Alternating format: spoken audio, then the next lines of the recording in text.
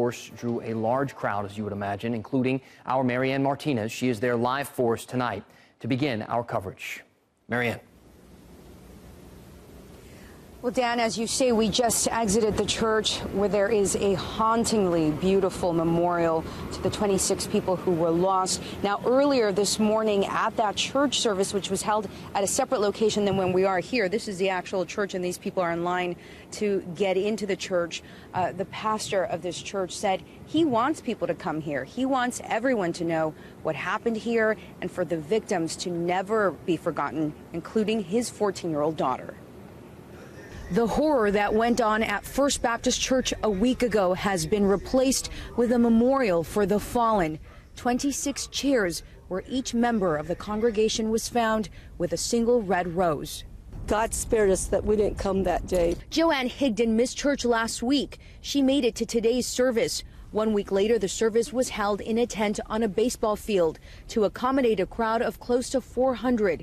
People from other churches joined First Baptist, as well as complete strangers who drove in from San Antonio. I just felt pulled to be here, and I think how I analyze, I don't know anybody here, but I think any of us that have lost somebody tragically and suddenly just feels it a little bit strongly in their heart. In an uplifting sermon, Pastor Frank Pomeroy told his flock to choose light, not darkness, and that love always wins. In an emotional moment, he spoke about 26 members of their church family who were lost.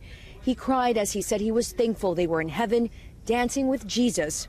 There was a standing ovation. No matter what happens, we have hope, and the hope is in Jesus Christ, and that can't be taken from us no matter what happens.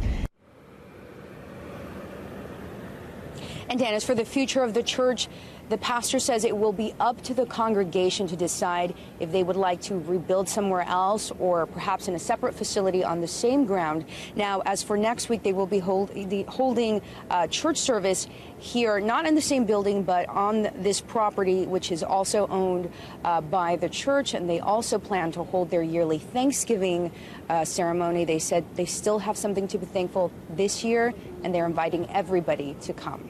Reporting live from Sutherland Springs, MaryAnn Martinez, CBS 11 News. MaryAnn, thank you. Before you go, such moving imagery inside of that church there, but I was a little surprised when I heard that they were going to be letting people in and reporters in to take a look today. Other than the chairs and the roses, any remnants of the chaos, of the terror that happened there? Could you see bullet holes, things like that? What else did you notice inside that building?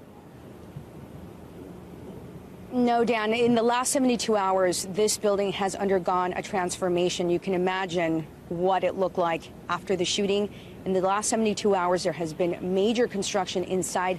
All the furniture has been removed. The carpet has been pulled.